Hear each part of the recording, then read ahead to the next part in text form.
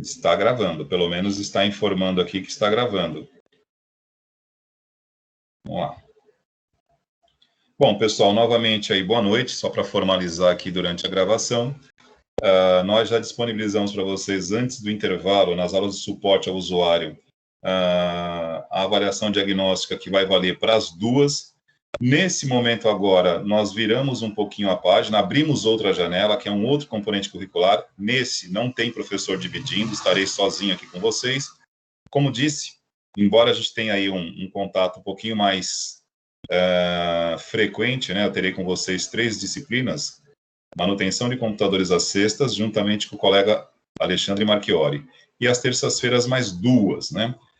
Não tem como cair na monotonia, porque são 3 assuntos diferentes que tratam de vertentes diferentes dentro da área tecnológica que vocês estão estudando.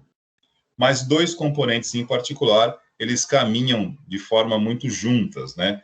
Que é a parte de suporte ao usuário e manutenção, que as 2 coisas estão diretamente ligadas. Então, a gente vai procurar, sempre que possível, cruzar a linha de forma positiva. Nas sextas-feiras e às terças, a gente vai procurar, em algum momento, interligar as 2 disciplinas, tá ok? E agora, a parte de tecnologia em sistemas de informação e comunicação. Vou dar uma passada rápida sobre o componente, posicionar para vocês aí aonde é que a gente entra em relação à formação curricular de vocês, qual é o propósito dessa disciplina, o que se aprende aqui, né? E o que se compreende essa área de sistemas de informação e comunicação. O que é um sistema? O que é um sistema de informação? Que termo é esse, né, que a gente usa muito? Tecnologia da informação e comunicação. Vamos falar um pouquinho a respeito disso. Prometo ser rápido, aí coisa de 15, 20 minutos, e disponibilizo o restante do tempo para que vocês possam responder a nossa avaliação diagnóstica. Da mesma forma que fiz antes do intervalo, vou compartilhar minha tela. Peço a vocês que, por favor, caso queiram perguntar alguma coisa, não se intimidem, tá? Abram o microfone, perguntem, porque agora, quando eu compartilho a tela, eu não consigo mais ter acesso ao chat. Então, eu não consigo ler. Se, porventura, vocês digitarem algo, perguntarem alguma coisa, eu não consigo visualizar, tá ok? Então, eu peço para vocês aí que, caso surja alguma dúvida, queiram perguntar alguma coisa, fiquem à vontade, abram o microfone. Professor, gostaria de perguntar algo aqui, tudo bem? Porque eu não consigo visualizar o chat. Se perguntarem pelo chat, eu não vou ver. Então, vou compartilhar minha tela e vou buscar o plano de curso aqui de Sistemas de Informação e Comunicação.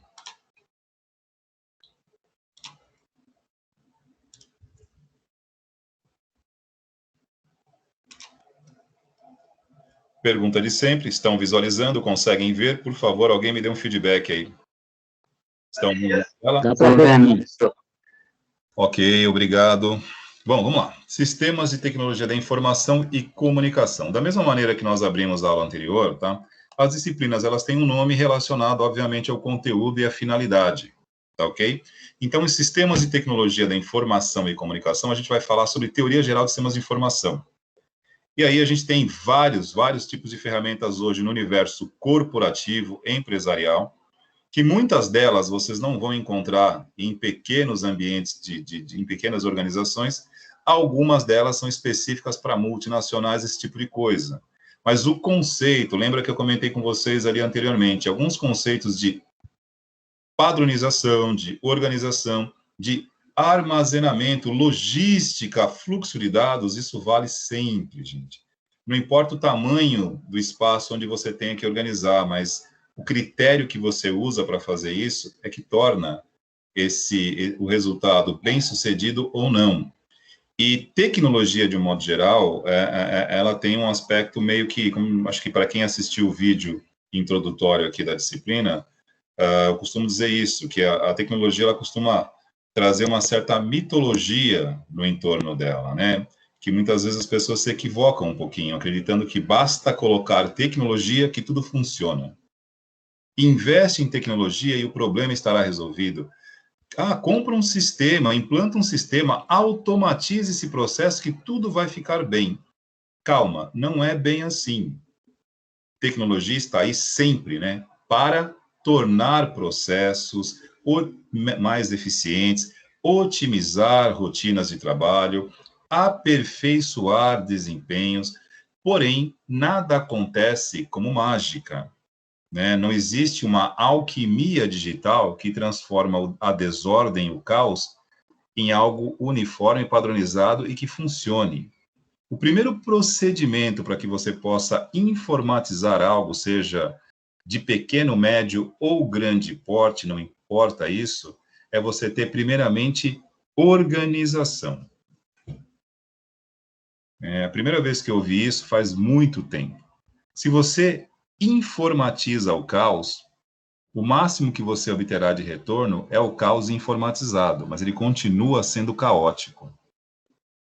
Então, antes de colocar tecnologia, antes de automatizar, antes de implantar um sistema de informação, a primeira coisa que precisa ser feita é colocar a casa em ordem. Não existe tecnologia que funcione por si só. Tecnologia, dentro do conceito um pouquinho mais funcional e menos, digamos assim, acadêmico, tecnologia é ferramenta.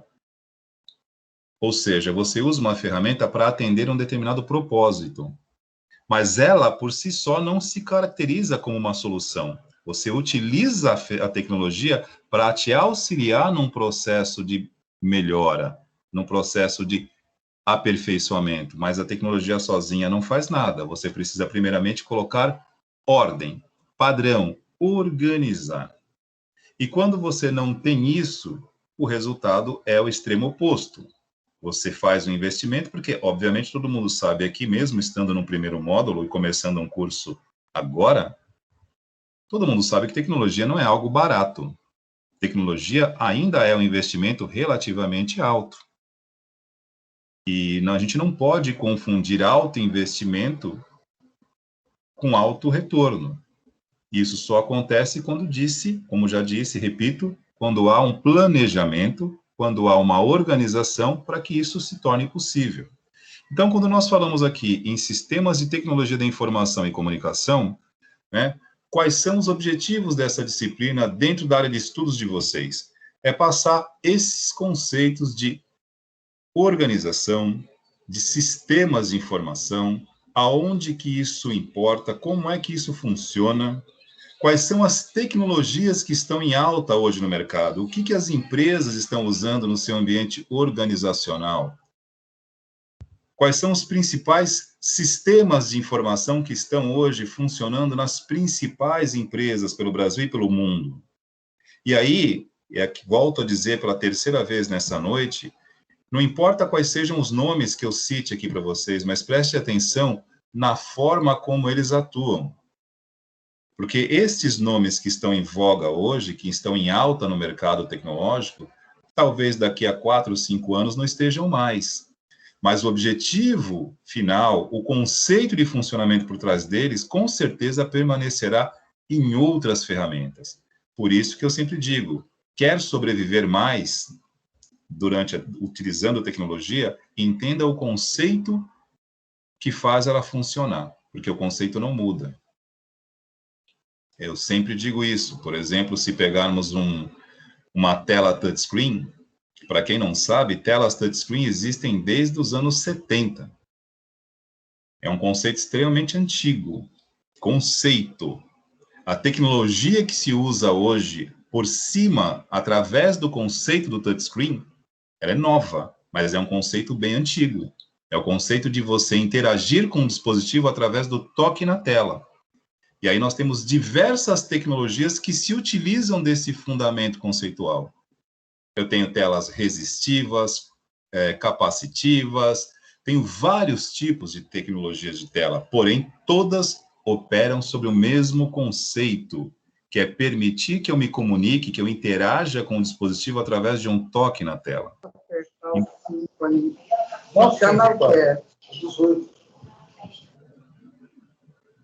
Alguém quer perguntar alguma coisa aí, gente? Turma? Tudo bem? Posso continuar?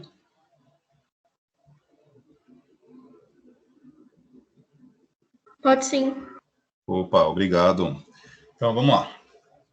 Então, dentro dessa parte aqui de sistemas de tecnologia da informação e comunicação, para que a gente possa avançar, nós temos aqui as competências, né? A principal delas, distinguir os sistemas de informações mais adequados às necessidades e às limitações da estrutura organizacional, e entendam estrutura organizacional como um local de trabalho, uma empresa, enfim, esse tipo, a terminologia estrutura organizacional está se referindo a um local, uma empresa, algo desse tipo. E mediante ao porte de uma empresa, você tem aí sistemas de informação mais adequados. Por exemplo, vamos lá, eu tenho um colega que trabalha no departamento jurídico, aliás, contábil do SESI Senai. Nesses últimos 4 anos, né, o SESI Senai investiu aí mais de 7 milhões de dólares em sistemas de gestão corporativa. O que é um sistema de gestão? Que nós vamos ver vários aqui, pessoal. São sistemas de informação que integram todos os departamentos de uma empresa. Departamento contábil, jurídicos, contas a pagar, receber, departamento pessoal, RH, tudo. São vários módulos, vários departamentos, todos integrados e conectados com alto poder de rastreabilidade. Todas as pessoas que utilizam esse tipo de sistema dentro de um ambiente de trabalho são monitorados e rastreados o tempo inteiro. Tá ok? Pessoal, pedir a gentileza, quem estiver com o áudio aberto, por favor, desligue, a não ser que queira falar algo, por favor. Senão fica difícil a continuidade aqui da reunião. Vamos começar a entender como funciona, né, uma reunião por videoconferência. Se vocês estiverem com o áudio aberto, vira caos. E aí fica difícil. Tudo bem? Preciso que vocês cooperem, deixem o áudio desligado, senão não dá. A não ser que queiram falar algo. Aí eu aguardo, você pode falar. Fique à vontade. Se quiser falar alguma coisa, perguntar alguma coisa, por favor, sinta-se à vontade. Do contrário, desliga o áudio, senão atrapalha. Então, vamos lá. Então, aqui dentro dessa parte de competência, a gente tem aí os principais sistemas de informação que rodam hoje. O que vocês precisam saber dentro dessa parte de sistemas de informação? Identificar. Por exemplo, se vocês forem atuar com isso em algum local que utilize, tem que saber o objetivo, como é que eles funcionam, como é que se instala, como é que se atua dentro desse cenário, né? E como eu estava dizendo, e acabei perdendo o raciocínio aqui, entender como isso opera dentro de uma grande empresa, onde você tem, digamos assim, um login, um usuário, uma senha, e tudo que você faz ao longo da sua rotina de trabalho fica literalmente monitorado. Então, isso não é uma, digamos assim, uma ditadura profissional, isso aí chama-se controle, né? São sistemas de controle, para que não hajam erros, e quando esses erros, porventura, ocorrerem, é muito fácil localizar aonde começou. Isso não é nenhuma novidade, tá? As empresas utilizam sistemas de informação há muito tempo, tanto é que nós vivemos e continuamos vivendo a chamada era da informação, né? A informação hoje, ela é o principal ativo de uma empresa.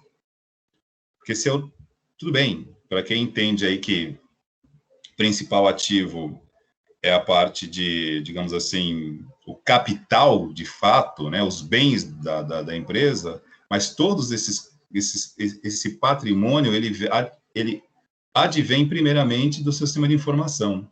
Você precisa tomar decisões, você precisa ser estratégico, você realiza investimentos, você faz aquisições, e tudo isso é baseado única e exclusivamente em uma única coisa: dados. E esses dados são geridos pelo seu sistema de informação. Por exemplo, o seu celular, o seu Android, aí, o seu Android, o seu celular, a sua agenda é um sistema de informação para você. Quando você precisa se comunicar com alguém e muitas vezes você não localiza na lista, você busca na sua lista de contatos. Isso, para a tua área de atividade e para a tua necessidade de comunicação, é um sistema de informação de um porte menor, mas que atende à tua necessidade. Então, nós identificamos aqui, por exemplo, uma forma de sistemas de informação. Tá ok? Bases tecnológicas aqui. Vou dar uma resumida para não ficar algo muito moroso, que nós já fizemos isso hoje com outra aula, para que a gente não repita e acabe perdendo a dinâmica. Vou acelerar aqui em relação às bases tecnológicas, né? Conceitos de sistemas de informação. E repito, isso aqui também já foi falado naquele vídeo introdutório, né? Então, vamos falar aí sobre definição do sistema, o que que é um sistema, o que que é um dado, o que que é uma informação, o que que é conhecimento, isso aqui é uma coisa simples, mas que muita gente confunde. Evolução de sistemas de gestão, quando se fala evolução, o que que se utilizava, né, 10, 20 anos atrás, para que a gente entenda como chegou no que estamos hoje. E hoje nós temos digamos assim, um algo mais, né? Porque não estamos apenas usando sistemas de informação, eles estão todos interconectados, porque nós estamos online trabalhando o tempo todo. Então, a internet trouxe um outro viés para essa questão de sistemas de informação, que é o fato de estarmos interligados o tempo todo. E aí demanda outras necessidades também.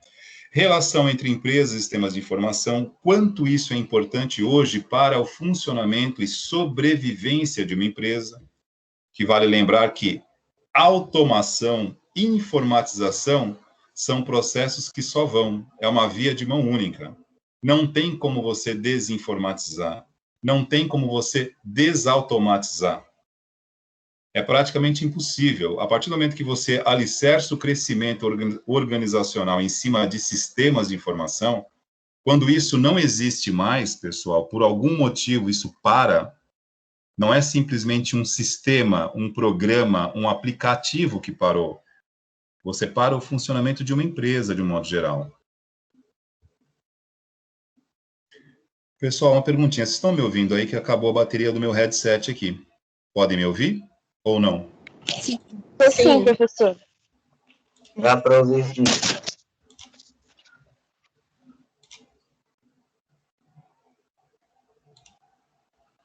Pessoal, estão me ouvindo aí? Sim. Sim. Que a bateria do meu headset aqui parou. Então, eu estou tirando e eu acho que talvez o som fique um pouco diferente. A gente está ouvindo, sim, professor. Tá ok, obrigado. Tive que tirar aqui o fonezinho. O microfone que você estava usando não era nem seu headset, porque não mudou nada. Não mudou nada? Então, a qualidade do áudio aqui tá boa, porque estava no headset, sim. Tava? Ah, só sei que a qualidade não mudou para mim quando você falou que desligou. De qualquer maneira, obrigado pelo retorno aí, porque, olha, o meu áudio, quando eu estou com o fone, ele fica um pouquinho diferente, mas eu vou até olhar as configurações aqui, de repente eu estava com ele aqui somente no fone e não estava ativado o microfone. De qualquer maneira, obrigado pelo retorno, porque assim a gente vai ajustando aqui as nossas condições.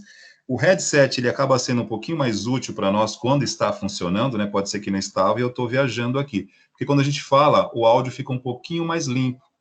Porque tá calor, né? Então tem um ventilador aqui perto. Quando eu deixo no microfone do notebook, às vezes pega o ventilador aqui o tempo todo e não é legal. Aí fica aquele barulho em volta. Então aqui, ó, essa relação, só para continuar, pessoal, e a gente poder liberar vocês, porque juro, a intenção aqui é não ser repetitivo e a gente acaba sendo nesse momento apenas para passar essas informações iniciais. Depois, durante as aulas, a gente procura dinamizar de uma forma diferente. Relação entre empresas e sistemas de informação. Como nós colocamos aqui hoje, nós temos toda empresa que se informatiza, que tem um processo de, não digo somente automação, porque automação é uma coisa, informatização é outra, né? Você tem ali sistemas que automatizam processos através de máquinas, por exemplo, uma montadora de veículos. Essa montadora de veículos, por exemplo, sei lá, Ford, Volkswagen, GM, ela tem um sistema de informação que se comunica com o sistema de automação. Ou seja, o sistema de informação gerencia o quê? Pessoas, dados, fluxo de informações. E o sistema de automação são máquinas que fazem o trabalho pesado. Os dois estão interligados. Imagina você parar um processo produtivo porque o teu sistema de informação teve problema. E isso hoje ocorre frequentemente. A maioria, né, das pessoas que não são da área tecnológica nem tem conhecimento disso, mas aqui estamos começando a introduzir também informação ao sistema de informação pessoal de cada um. Por exemplo, a Honda, né, que é uma multinacional, um dos fabricantes de veículos, enfim, mais tradicionais do mundo, teve o seu sistema de automação interrompido em junho do ano passado. Adivinhem por quê? devido a um ataque de ransomware. Ransomware, para quem também está ouvindo isso pela primeira vez, ransomware é um tipo de ameaça virtual, ou chamado também, caracterizado como malware, que é um software malicioso, que ele para o funcionamento de um sistema, criptografa o seu conteúdo e pede um resgate para poder liberar o seu funcionamento. A Honda teve o seu sistema de informação hackeado o ano passado, em junho, digamos assim, no auge da nossa primeira onda da pandemia, né? E aí, o sistema de informação da Honda interrompeu o sistema de automação. E não simplesmente mandou parar, ele alterou informações do sistema de informação que tinha a ver com a calibragem da produção das peças. Então, a empresa foi obrigada a parar o sistema de automação, porque senão eles produziriam, por exemplo, centenas de peças fora das especificações. Isso geraria um prejuízo muito grande para a montadora. E aí a pergunta que fica no ar: como é que alguém consegue acessar o sistema de informação da Honda? Gente, ataques virtuais acontecem o tempo todo. Isso é muito comum, principalmente quando a organização, no caso a empresa, em algum momento deixa em aberto as chamadas vulnerabilidades, que existem várias, tá? Uma delas, que é absurdo falar isso, né, que inclusive foi motivo de vergonha para a Honda, o seu servidor estava, um dos servidores da Honda, né, que controlava naquele momento o seu sistema de informação, estava desatualizado. Por exemplo, né, o Android de vocês aí no celular, ele se atualiza automaticamente. Qualquer sistema operacional hoje tem esta função, ele avisa que está desatualizado e você simplesmente, se não clicar para atualizar, se você configurar, ele automaticamente se atualiza. Então, assim, é aquele tipo de equívoco básico, mas que implicou numa perda milionária para a Honda. Você parou por horas um sistema de automação e produção de uma montadora de veículos. Isso por hora significa milhões em prejuízo. Nem precisa dizer que, obviamente, o responsável por isso acabou ganhando uma justa causa. E o erro, né, a vulnerabilidade que foi explorada por esse hacker foi tão simples, tão básica, que existe na internet um local, um site, né, chamado Wall of Shame, traduzindo em português, wall de muro, shame, vergonha, muro da vergonha. O que é o muro da vergonha? Geralmente hackers, especialistas em invasões, quando eles pegam uma falha, uma vulnerabilidade estúpida, eles publicam lá para falar, olha, cara, invadi o sistema da Honda e estava tão fácil que é para lançar para o mundo. E isso foi parar no Wall of Shame, que é o muro da vergonha de vulnerabilidades exploradas por hackers no mundo. É lógico que a Honda corrigiu isso, retomou a sua produção, mas pega mal, porque hoje, num curso técnico básico, você sabe que um servidor não pode estar desatualizado. Isso é básico. Então, assim, a relação entre empresas e sistemas de informação hoje não é apenas tecnológica, é de existência. Quando uma empresa, uma multinacional, tem, por exemplo, um problema, seja ele causado por qualquer motivo, seja por um hacker que acessou e parou a produção, por exemplo, isso não significa apenas um sistema parado. Isso gera risco para a continuidade dos negócios, isso gera muito prejuízo. Tá ok? Um outro exemplo aqui para a gente não estender muito e também já ir encerrando, porque são informações que muita gente desconhece, né? É legal a gente trocar essas ideias no momento inicial para a gente ressaltar a importância do conhecimento, né? Todo mundo aqui, ou pelo menos acredito que a maioria, né, deva se recordar disso, né? Eu acho que o acidente ou atentado terrorista do 11 de setembro, quando as Torres Gêmeas foram, digamos assim, né, derrubadas por um avião nos Estados Unidos, lembram disso? Todo mundo se recorda desse fator? Quando a gente fala isso no horário da manhã, tem alguns alunos que dizem que estavam nascendo naquela época, aí a gente fica com cara de bobo, né, porque realmente é uma geração muito mais jovem, então, mas acredito que todo mundo tenha ouvido falar do atentado terrorista do 11 de setembro, né, das chamadas Torres Gêmeas, né, um ataque terrorista, derrubou, o cara enfiou 2 aviões nas torres do World Trade Center e, enfim, todo mundo sabe o que aconteceu. Por que eu estou citando este exemplo aqui? Naquele episódio, né, vidas, milhares, centenas de vidas foram perdidas ali. Mas uma informação que muita gente não sabe é que naquele dia, 117 empresas deixaram de existir exatamente naquele dia. Por um simples fator, que não é tão simples assim, né? Um atentado terrorista naquela proporção é épico. Aquilo ficará para a história. Mas, tirando o lado do terror, 117 empresas deixaram de existir porque em uma das torres estavam os sistemas de informações dessas 117 empresas e na outra torre estavam os arquivos de backup, que são as cópias de segurança. Quando o primeiro avião derruba uma das torres, vem o outro na sequência e derruba as duas, além do prejuízo material e vidas que ali ficaram naquele momento, todas as informações referentes a 117 empresas deixaram de existir naquele exato momento. Aquelas empresas não puderam continuar os seus negócios, não tinha como, não havia mais registro algum. Tudo parou ali. Então, isso exemplifica a relação entre empresas e os seus sistemas de informação hoje, né? É claro, aquilo é um chamado, digamos assim, é algo que na história talvez não se repita. Atentados terroristas continuarão ocorrendo, mas daquela forma ali, né? Enfim, talvez não aconteça de novo. E aí nós temos uma situação de exemplo aqui, né? Quando a gente coloca, por exemplo, um sistema de informação e tem como via de regra para segurança, né? Nunca colocar os arquivos de backup no mesmo lugar. Naquela época, já existia a chamada computação em nuvem, que hoje é algo também básico, ao alcance de todos, mas era algo que ainda começava a ganhar força.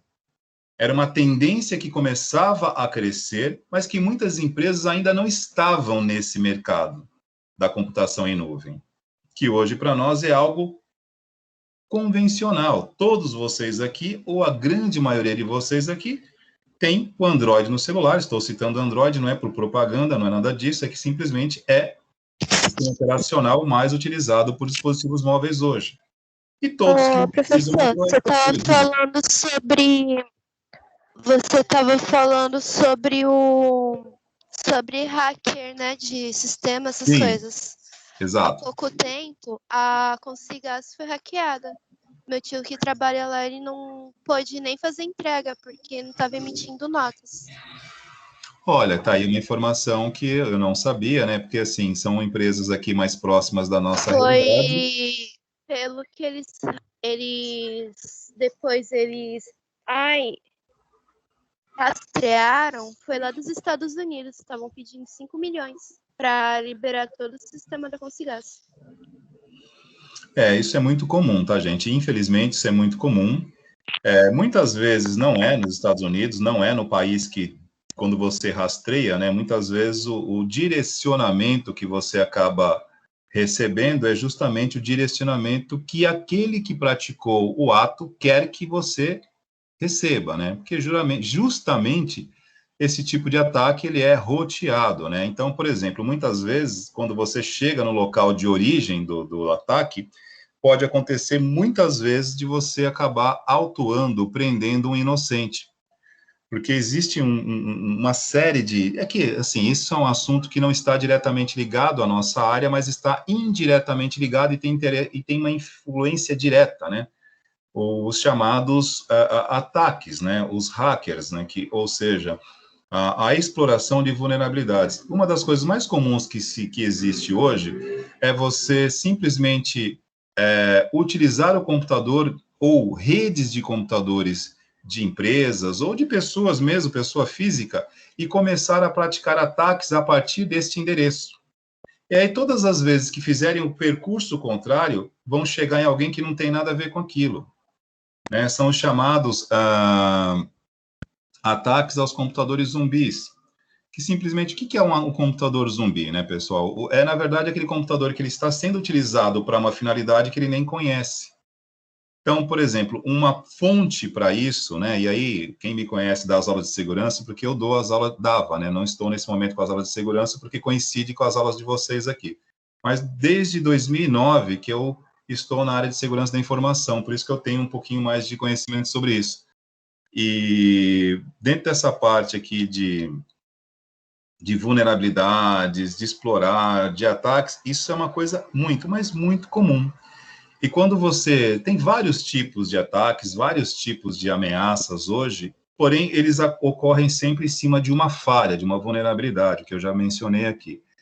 E uma das maneiras mais simples hoje de mascarar, né, um ataque é você simplesmente fazer uso de uma rede ou de uma malha de redes que está sendo usada e nem sabe. Isso é muito comum, tá, gente? Inclusive... Professor, Oi, pois não. Desculpa interromper, mas teve uns alunos que acabaram caindo aqui na internet, eles estão tentando voltar.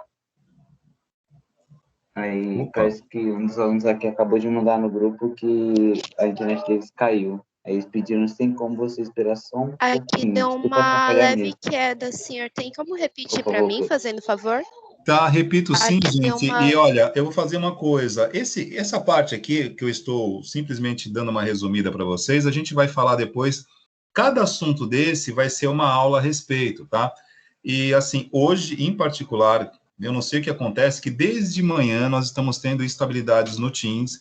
Tanto é que, para conseguir postar a avaliação diagnóstica da turma da manhã, eu levei mais ou menos 1 hora para conseguir, e não era uma questão de conexão, tá? Porque a minha internet aqui estava boa. Porque vários alunos da sala estavam falando que estavam caindo e não estavam conseguindo voltar. Acho, né, que deve ser realmente alguma coisa no servidor aí que gera, né, que o acesso ao Teams, que, enfim, alguma coisa acontece. E aí a gente repete isso, sim, sem problema algum. Eu posso até dar um tempinho aqui para vocês poderem voltar. Eu aguardo aqui enquanto o pessoal tenta retornar. E, assim, são coisas que nós já estamos habituados, tá, pessoal? Não se preocupem, infelizmente faz parte, tá? A gente sabe que, às vezes, isso acontece. Comigo, em particular, aconteceu 2 vezes de eu cair e ficar fora aqui na aula, né? E depois tive que voltar a explicar para a galera. Mas, depois de praticamente 1 ano aqui trabalhando no ensino remoto, a gente percebe que, em algumas vezes, não é muito frequente, tá, gente? Mas, de vez em quando, acontece e a gente já vê isso com uma certa naturalidade. Fiquem tranquilos que faz parte desse momento aqui. Vamos nos adaptando. Vou voltar aí um pouquinho para vocês.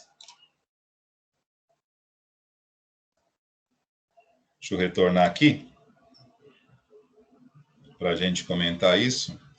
Porque esse é um assunto muito bacana. Essa parte de segurança da informação é uma questão hoje, principalmente também de a gente saber o que está acontecendo, porque muitas dessas questões a gente não sabe, né?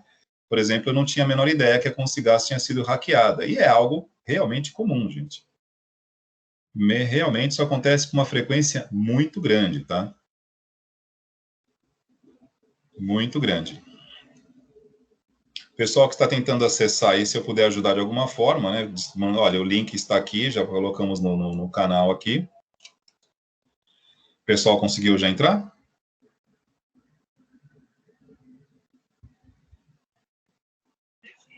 Sim, professor, aqui a gente já conseguiu falar com eles conseguiram sim. Beleza, então. Então, para concluir o raciocínio, eu estava no tópico, pessoal, falando sobre a relação entre sistemas de informação, que é o assunto da nossa aula, e as empresas. E aí, um assunto que está no meio deste, digamos assim, desse contexto, veio à tona, que é a parte de segurança da informação. E aí eu citei o exemplo do World Trade Center, né, que foram as torres gêmeas do atentado terrorista do 11 de setembro, onde 117 empresas deixaram de existir naquela data, justamente porque tiveram sistemas de informação destruídos e as cópias de segurança na outra torre também. Então, não havia como continuar. Citei o exemplo aqui também da Honda, né, que teve o seu sistema de informação acessado, digamos assim, de forma indevida, através do sistema de informação que controla o sistema de automação, que são as máquinas que gerenciam produção de peças, né, alterou esta produção e pediu um resgate para a Honda. Tudo isso por conta de um servidor desatualizado. Então, esses exemplos aqui, e tivemos a colega de vocês aqui, que desculpem, como eu estava do outro lado, eu não vi o chat, eu não pude observar quem fez a colocação, citando aqui um exemplo mais próximo, que foi o exemplo da Consigás. Eu achei muito legal, até agradeço pela colaboração, porque muitas vezes quando a gente cita a Honda, o World Trade Center, parece que estamos falando sempre de algo distante. E esse tipo de coisa está muito próximo, né? Basta você ter algum contato com empresas de um porte relativamente, pelo menos médio ou grande, né? Porque às vezes quando é um negócio muito pequeno, você pedir um resgate de 5 milhões, talvez você não receba, né? E aí, o exemplo aqui da Consigás, só para a gente, né, não estender muito, geralmente é de propósito, tá? Você acaba permitindo que seja rastreado para justamente localizar em alguém que não tem nada a ver. Supondo, né? Supondo, não seja o caso, né? Mas quantos de vocês aqui utilizam o torrent? Já ouviram falar do torrent? Opa, tá tudo comigo. Todo mundo Eu utiliza. utilizo para baixar Claro que filme. sim, baixados Todo legalmente. mundo utiliza torrent, correto? Beleza. E aí, quem me conhece das aulas de segurança da informação vai falar, o professor Wagner não gosta do torrent. Não é verdade. Isso é Porque uma colocação. ele também vaza informações, né? Então, o que Torrent, acontece? se Vamos você lá. não souber usar direito. Então, exatamente isso. Vamos ao conceito do torrent, para que a gente entenda o que é o torrent, para a gente poder entender e não falar mal do torrent. Porque eu falo isso em aula e depois a galera sai reproduzindo que o professor Wagner não gosta do torrent. Não é isso. Eu só estou dizendo que a gente precisa saber o que é o torrent e como utilizar o torrent. O torrent, ele é uma rede de compartilhamento ponto a ponto. O que é uma rede de compartilhamento? O nome já diz. É uma rede que as pessoas acessam para compartilhar o quê? Arquivos. Que tipo de arquivo? Diversos. Pode ser um filme, pode ser uma música, pode ser um jogo. E uma rede de compartilhamento ponto a ponto tem esse nome pelo seguinte motivo. Cada ponto da rede, que é você como usuário, o seu computador, serve de acesso para outros. Isso é uma premissa da rede de compartilhamento. Porque se você está numa rede de compartilhamento que não compartilha, ela não serve para nada. Então, qual que é o grande problema? É que o cara, né, na verdade, as pessoas querem usar o torrent e querem ser felizes sem pagar a conta. Não há problema algum em você querer ser feliz. Todo mundo tem o direito a ser feliz. Mas entenda o preço disso. Se você está no torrent, né, e é um usuário do torrent e baixa arquivos do torrent, não tem problema, você não infringe o Código Penal, você não irá preso por isso, está dentro das políticas do torrent. Porém, o seu computador também é um servidor no torrent. Ele libera as portas de comunicação. O que são portas de comunicação? São locais no seu computador que possibilitam um acesso externo. Para que vocês possam acessar a internet no computador, é preciso que o seu protocolo de internet utilize portas de comunicação, para que você possa trafegar dados, enviar e receber. O torrent faz uso dessas portas. Para quê? Para compartilhar arquivos. Então, qual que é o problema? Se você usa o computador para torrent, né, para compartilhar arquivos e só para isso, tudo bem. O grande problema é que muitos usuários querem usar o torrent, querem baixar arquivos de graça, querem ser felizes e também querem acessar internet banking, querem acessar contas, querem pagar contas com cartão de crédito no mesmo Querem computador. ser felizes com Photoshop também. Também, baixando o Photoshop, tudo bem. O grande problema é que a gente precisa tomar um certo cuidado, né? Se você, neste mesmo computador que está compartilhando suas portas, por onde você baixa arquivos e por onde você permite que os seus arquivos sejam baixados, porque é isso que é uma rede de compartilhamento, você não deve utilizar esse computador para outros fins, como, por exemplo, acessar internet banking, acessar sua conta bancária e digitar sua senha, porque em algum momento alguém pode hackear isso, gente. E não é coisa de cinema, não é paranoia digital, isso é muito possível. É que, geralmente, usuários comuns não atraem tanta atenção. Né? Geralmente, os atacantes virtuais, aqueles que cometem, os criminosos virtuais, eles têm como objetivo um custo-benefício maior, né? Porque se o cara, por exemplo, vamos lá, hackear minha conta bancária, ele não vai achar 1,5 milhão lá, eu tenho certeza. Ele vai me dar um prejuízo, que eu vou ter que arrumar outro cartão, vou ter que, enfim. Mas eu não tenho lá, eu sou apenas um cidadão comum. Eu sou um anônimo na fila do pão. Agora, se o cara acessa a conta do Neymar, do Cristiano Ronaldo, ele faz o estrago, porque tem muita grana lá. Então, o que eu quero dizer é o seguinte, tudo bem, você não é um alvo em potencial, mas procurem tomar cuidado com o uso que vocês fazem do torrent. E, basicamente, é assim, computador que eu uso para entretenimento não é o mesmo computador que eu vou usar para trabalho. Não dá certo. Em algum momento vai dar ruim. Porque não tem como você estar se divertindo num computador alegre, feliz e sorridente, todo pimpão, e não correr risco nenhum. Internet é, entre aspas, também uma terra de ninguém. Agora, o torrent aí, você está brincando comigo, né? Você querer estar seguro no torrent, desculpem. Desculpem, não dá. Aí você pega um travesseiro e dorme na margem de erro. Pega o seu travesseiro e escreve lá, margem de erro, e vou dormir em cima dele. Um dia vai dar ruim isso, cara. Ah, professor, eu até hoje uso e nunca deu nada. Tudo bem, tem cara que anda de moto sem capacete e até hoje não teve um traumatismo craniano. Se um dia tiver, morreu. Tudo bem? Isso aqui chama-se informação. Quando eu não sei e eu estou operando na margem de erro, é uma coisa. Quando eu passo a saber, é melhor eu começar a tomar algumas precauções. E aí chama-se consciência, inteligência. Vou mudar o uso. O que o senhor recomenda? Que eu pare de usar o torrent? Não, mas presta atenção, né? Se você usa o computador para esse tipo de coisa, não convém acessar suas contas bancárias, não convém, porque uma hora pode dar errado. Ou nós temos algumas alternativas. Máquina virtual, cria uma máquina virtual para você acessar o torrent, porque se alguém invadir alguma coisa é virtual, não é real. Ou usar uma VPN, que é uma rede virtual privada, mas particular, né? Não de graça, porque se você pegar uma VPN free na internet, e outra coisa também, né, gente?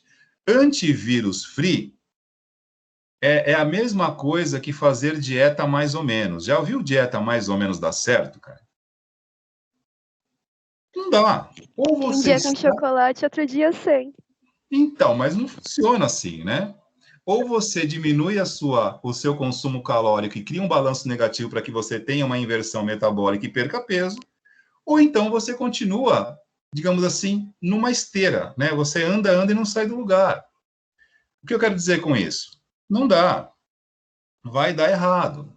Ou você, por exemplo, usa um antivírus de verdade, uma ferramenta de segurança de verdade, ou não adianta usar uma ferramenta free, gente. Teria como baixar pelo próprio torrent? Eu só uso Avast no meu computador. Então, vamos lá, vamos aos fatos aqui. O Avast e o AVG são dois antivírus muito bons, que oferecem gratuitamente para a propaganda dos seus serviços uma versão free. Qual é a diferença de um antivírus completo pago? Porque se você comprar a licença do Avast, ele tem um preço. Do AVG é a mesma coisa. Qual a diferença do antivírus pago para o antivírus gratuito? O antivírus gratuito é uma propaganda. Ele não tem todas as coisas que o pago tem. Por um exemplo, se você baixar o AVG ainda deixa resíduo no seu computador quando você desinstalar. Para você tirar o resíduo dele, você teria que formatar o computador todinho para tirar. E olhe lá, a mesma coisa é o CorelDRAW. Acontece a mesma coisa com o CorelDRAW. Então, vamos lá. Quais são essas coisas que ele não possui, né? Como você colocou aí, está correto o que você colocou, mas vamos detalhar um pouco mais, né? A diferença é que o antivírus pago tem algumas coisas que o antivírus gratuito não tem. Quais são essas coisas? As coisas que fazem aquilo funcionar direito. Basicamente, vamos lá. Um antivírus, ele trabalha com uma base de dados, correto? O que é uma base de dados? São informações que são coletadas diariamente há mais de 10, 20, 30 anos sobre experiência sobre vírus e comportamento viral de computadores, de vírus digitais, não vírus biológicos. Vamos lá. Não estamos falando aqui de corona, não estamos falando de nenhum vírus biológico, são vírus digitais. Perfeito. Toda empresa fabricante de antivírus, ela tem uma base de dados de décadas, anos, que é atualizada por hora, por minutos, o tempo todo. Por exemplo, nesse momento aqui, enquanto a gente conversa, as empresas que desenvolvem soluções para segurança estão rastreando computadores no mundo, em computadores com inteligência artificial, o dia inteiro. Qualquer nova ameaça detectada que seja identificada como ameaça são automaticamente incorporadas nas suas atualizações, que são passadas para os antivírus dos usuários que pagam por isso. Então, essas coisas que você mencionou que um antivírus gratuito não tem, significam as atualizações completas. Então, assim, se você tem um antivírus que não está atualizado completamente, significa que você não está completamente seguro. E aí voltemos à analogia da dieta. Ou você está em déficit calórico, ou você não está. Se você não estiver, você não perde peso. Mas a gente tem aquele lado místico. No fundo, a gente gosta de se sabotar. Ó, eu não tenho antivírus, mas é melhor do que nada, né? Mentira, não adianta nada. Porque se você pegar... Porque o seu computador não vai ser invadido pelo vírus Madonna. Da minha época de estudante, há 30 anos atrás. O vírus Madonna não vai entrar no teu computador. Porque para isso você não precisa de atualização. Agora, uma ferramenta maliciosa atual, ela vai operar aonde? Aonde eu tenho uma grande quantidade de pessoas acessando. E aí eu tenho as redes de compartilhamento. Elas são multiplicadoras. Porém, uma coisa muito importante para colocar para vocês, gente. O conceito de vírus antigo não existe mais, tá? As pessoas têm um conceito de vírus de computador que não existe, tá? Antigamente, era muito comum alguns vírus com nomes, assim, cinematográficos, como Madonna, que eu citei aqui. A maioria de vocês talvez nem eram nascidos. Tinha o Chernobyl, que aparecia um desenho na tela, dava uma risadinha e formatava o seu computador. E aí, não acontecia nada. Formatou o teu computador, você vai lá... O cavalo de Troia também, né? Olha, os cavalos de Troia já são mais modernos, né? Não são tão modernos assim, porque também já tem um bom tempo, né? Mas eles continuam em voga. Os cavalos de Troia, eles são uma modalidade de malware, né? Que hoje o nome mudou, não é mais vírus. Vírus era como nós chamávamos no passado. Malware são softwares maliciosos, são programas de computador programados para causar algum tipo de impacto no seu. E, na verdade, não é nem formatar nem apagar, é utilizar o seu computador para outras finalidades. Pode ser para sequestrar dados, pode ser para servir de trampolim para invadir outros, como pode ser para atacar e assim por diante. Mas apagar, formatar, não acontece mais. Os trojans, ou os chamados cavalos de Troia, eles são exatamente o que representou o cavalo de Troia na história. Para quem assistiu o filme Troia, né, e conhece o mito grego de Troia, né, o que foi o cavalo de Troia? Foi um presente dos gregos aos troianos que, na verdade, eles não eram muito parceiros, né? Aquela coisa meio estranha, né? Quando se fala presente de grego, é justamente uma alusão ao cavalo de Troia, porque gregos e troianos não eram parceiros. E, de repente, os gregos resolvem dar um presente, um cavalo de madeira enorme. E aí, né, poxa, pessoal ingênuo, né, nossos princípios. Imagina se um corintiano, num jogo contra o Palmeiras, vai entregar um presente para o palmeirense, cara. Faz sentido isso para vocês? Se você fosse um presente vai ter uma voadora. Não vai dar certo isso, né, cara? Imagina num clássico, Corinthians e Palmeiras no auge, né? Esquece pandemia, com estádio cheio, você encontra um corintiano e ele te dá uma caixa de bombom, cara. Você vai abrir aquilo? Não vai, né, cara? Não faz muito sentido. Então, eu faço essas comparações estúpidas para sintonizar o tempo na história. Como é que um troiano foi receber um presente daqueles e achar que aquilo era bom, cara? Só podia dar errado. Dentro do cavalo de Troia tinha o quê? Soldados gregos que estavam querendo invadir Troia. E durante a noite fizeram isso. Então, o cavalo de Troia, dentro do meio digital, ele faz isso. Ele não é um cavalo, tá? Ele geralmente tem uma aparência muito diferente daquilo que ele traz dentro dele. Então, eu posso, por exemplo, pegar um filme, né? O filme, um best-seller, um filme muito procurado, por exemplo, um campeão de downloads no torrent, porque eu sei que vai ter milhões de usuários sedentos por aquilo, e simplesmente incluir um scriptzinho malicioso naquele programa, naquele filme. Milhões de pessoas no mundo vão baixar aquilo. E não vai acontecer exatamente nada no computador dessas pessoas. Porque, como disse, esses atacantes hoje, eles são um pouquinho mais estratégicos. Eles têm alvos definidos. Por exemplo, ataques de negação de serviço. O que é um ataque de negação de serviço? Muitas vezes eu uso um cavalo de Troia. Eu ponho lá isso numa música, um scriptzinho numa música ou num filme.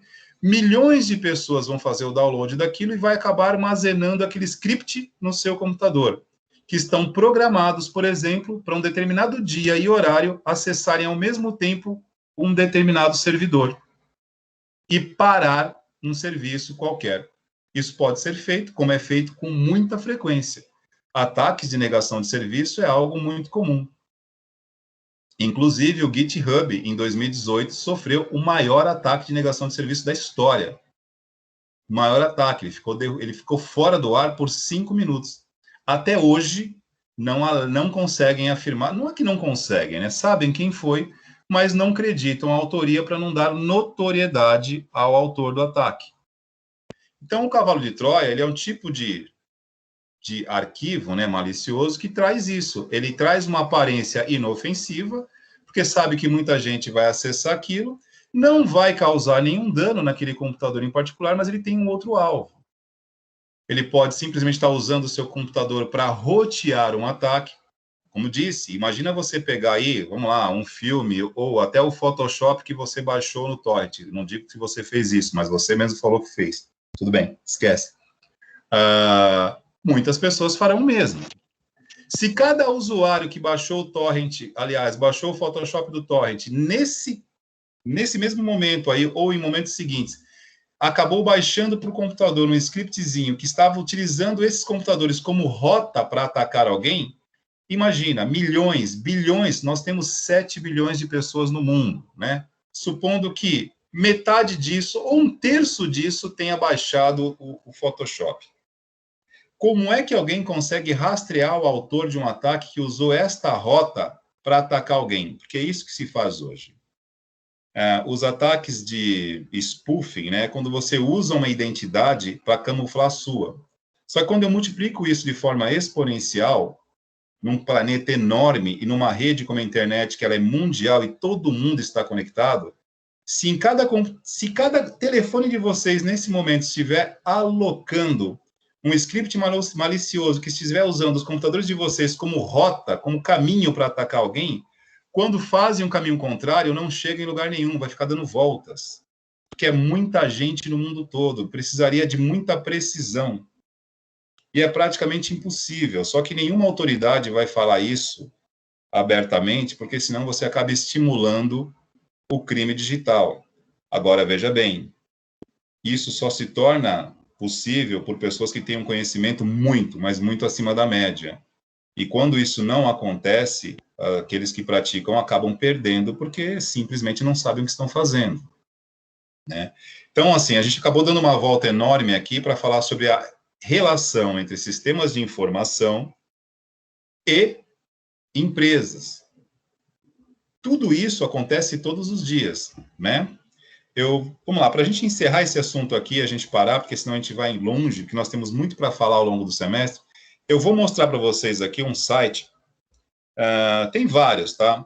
Mas que mostram em tempo real, ataques virtuais pelo mundo neste exato momento, para vocês verem que a coisa acontece o tempo todo. Eu vou só abrir aqui, enquanto eu estou falando com vocês, e depois eu compartilho a tela. Eu até passo o link para vocês, tá?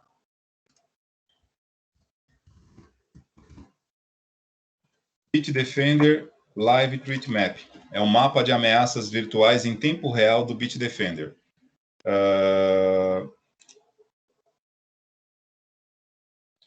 Vou compartilhar minha tela com vocês, rapidinho. Esse vai ser o nosso último assunto aqui, porque senão a gente não para mais. Isso aqui é uma coisa muito legal, cara. Estou compartilhando a tela, só para mostrar para vocês, já disponibilizo o link também.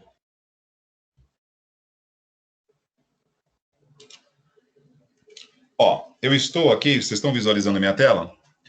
Eu estou no site do Bitdefender, que é uma empresa fabricante de soluções para segurança, uma das líderes no mundo hoje.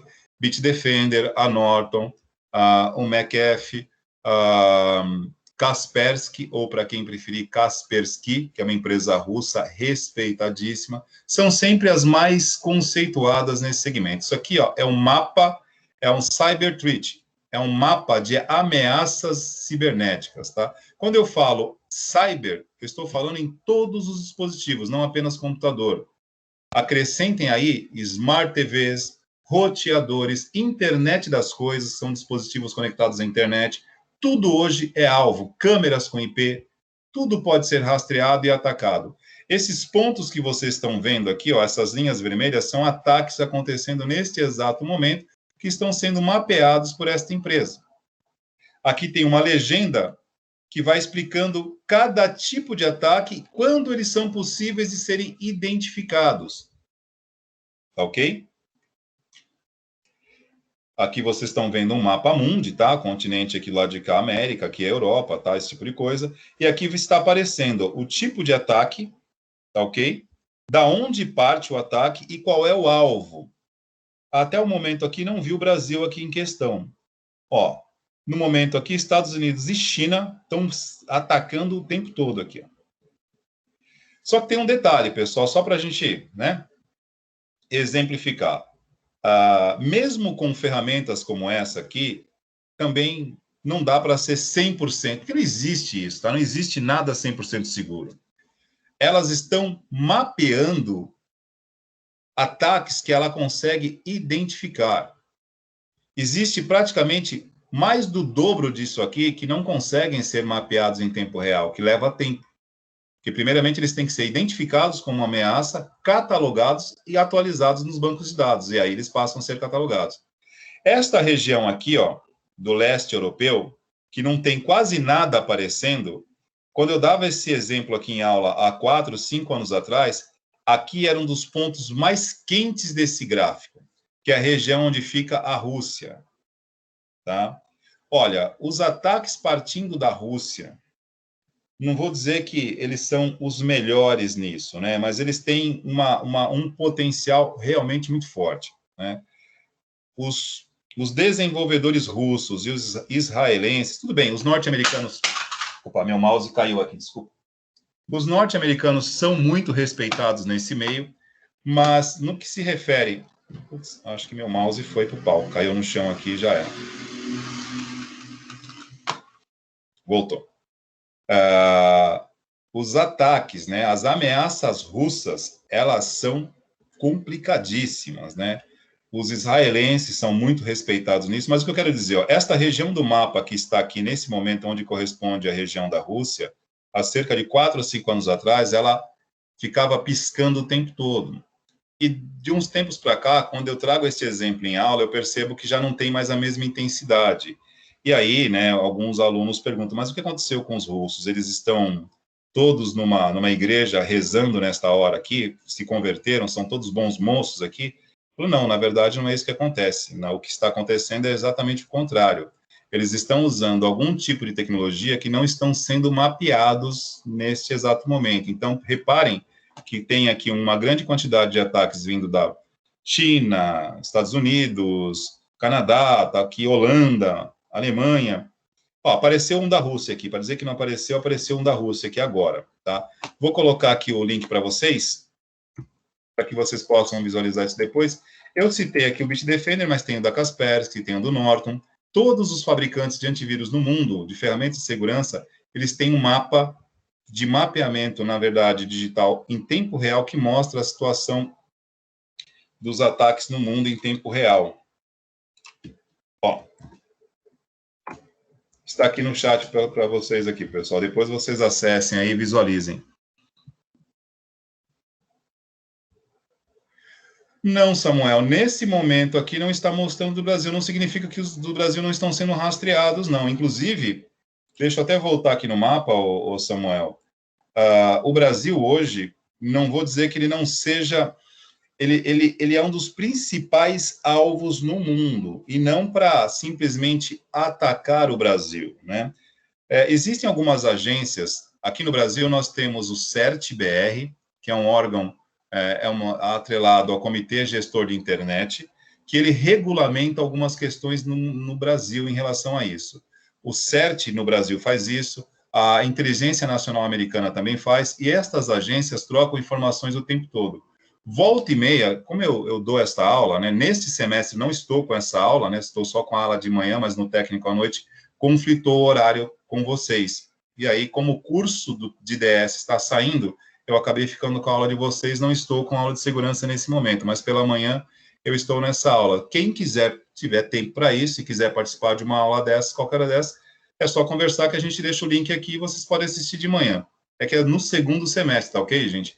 No primeiro momento é redes, a parte de protocolos de rede, e no segundo semestre, por volta de agosto, setembro, a gente entra com segurança da informação. E aí, quem quiser, em algum momento, assistir alguma aula, e prometo, tá? Quando eu convidar algum profissional da área para falar sobre o assunto, mesmo que não seja no horário de aula de vocês, faço questão de convidá-los, porque isso é um assunto extremamente interessante para quem gosta. Claro, para quem não gostar, respeito. Então, aqui, o Brasil, ele costuma ser alvo, né? Alvo no seguinte sentido, atacantes de outros lugares acessam empresas, acessam terminais aqui no Brasil e usam isso como rota de ataque para outros. Então, assim, é muito comum hoje os chamados ataques que eles chamam de terceirização. Você acessa uma rede sem que o proprietário saiba e você usa essa rede para cometer crimes. Quando é investigado e é feito um trabalho de rastreabilidade, chegam numa pessoa que não tem nada a ver, que nem sabe o que está acontecendo. Então, geralmente, o CERT, que é o órgão que gerencia isso no Brasil, recebe muitos alertas de vários lugares do mundo avisando, olha, partiu aqui, por exemplo, do nosso país, um ataque a uma série de servidores brasileiros que não souberam disso, mas que estão sendo usados nesse momento para atacar outros. E aí, esta cooperação entre agências faz com que a gente nos atualize, né, e consiga mapear isso e também se proteger. Quando não aparece aqui, é porque não tem nada nesse momento, mas às vezes aparece. A gente procurar aqui acompanhar um pouquinho, logo aparece alguma coisa no Brasil. Que geralmente, tá, aqui tem a origem do ataque e o alvo, tá? No nosso caso aqui, nós somos mais alvos do que origem, tá?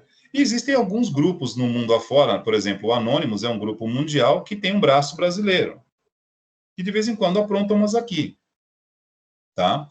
Mas aqui fica só a informação, tá, pessoal? Como nós já estamos nos estendendo no tempo, isso aqui é um assunto extremamente interessante, como disse, para quem, digamos assim, tem curiosidade por conhecer um pouquinho mais. Como disse, isso aqui não é paranoia digital, tá? Isso acontece mesmo, da mesma maneira que nós acabamos de ouvir aqui um relato da colega falando sobre os computadores da Consigás, né? Isso hoje é algo muito comum, tá? Ô, Arthur, fica tranquilo. Então, quando nós estivermos no segundo semestre, porque essa aula agora, a aula do técnico, eu não fiquei com ela nesse semestre, porque eu estou com a turma de vocês na sexta-feira, que o curso de desenvolvimento de sistemas está na última turma, então eu resolvi não pegar essa aula, porque depois, semestre que vem, não tem mais. Mas no horário da manhã, que é o ensino médio, nós temos as aulas de redes às quintas-feiras. No primeiro momento é protocolos de configuração de rede, e no segundo semestre a gente entra com segurança da informação. Se, lógico, de manhã eu não sei se vocês têm disponibilidade, mas quando estivermos nesse assunto, faço questão de tomar esse assunto com vocês aqui, disponibilizo o link e convido vocês para assistirem, para quem puder. E quando trouxermos algum palestrante, que hoje, veja bem, nem tudo na pandemia foi ruim, cara. Tem algumas coisas que, através da plataforma aqui, como facilita você, por exemplo, trazer profissionais de outros lugares do Brasil para vir aqui e conversar conosco numa aula. Facilita muito. O cara da casa dele bate papo, conversa sobre experiência de trabalho, essa parte de segurança, parte de base de dados, desenvolvimento. Então, a gente faz isso com muita frequência. Não agora no início do semestre, nós estamos começando o trabalho, mas vamos lá. Na segunda metade do semestre, a gente costuma trazer profissionais de várias áreas. Quando tiver alguém da área de segurança, faço questão de convidá-los, beleza? Perfeito, Arthur. Pode deixar Arthur e os demais que tiverem interesse, a gente lança o convite, sim, porque é uma área assim, extremamente interessante e promissora, né? Aí vai a minha opinião. 2 segmentos são muito promissores e vão longe aqui. Ciência de dados e segurança de dados. Tudo vai partir desses 2 princípios. Então, 2 caminhos que vocês têm aí, ó, para explorarem, tá ok? Bom, pessoal, Os demais conteúdos aqui da parte de sistemas de informação, nós teremos o semestre inteiro para abordar isso, tá ok? A ideia aqui foi, mesmo saindo um pouquinho do nosso foco, mas é um assunto diretamente ligado, porque está diretamente relacionado à continuidade dos sistemas de informação. Quando um vírus ataca uma base de dados, ele para. Você falha um negócio, você quebra uma empresa. Então, é sério. Então, a gente acabou desviando um pouquinho, mas é para trazer a importância do que estamos falando e tratando aqui, beleza? No mais, já vou encerrando, porque senão a gente passa das 11, para quem ia falar pouco, a gente falou até demais. Deixa eu parar o compartilhamento aqui. Retornar a minha câmera. Alguma pergunta para a gente poder encerrar, gente?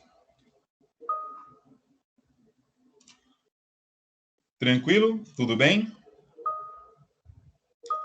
Espero ter despertado pelo menos um pouquinho da curiosidade e o interesse de vocês, pessoal, porque, como eu sempre digo, a curiosidade, ela é a irmã mais nova do conhecimento. Quando a gente tem curiosidade, a gente aprende qualquer coisa.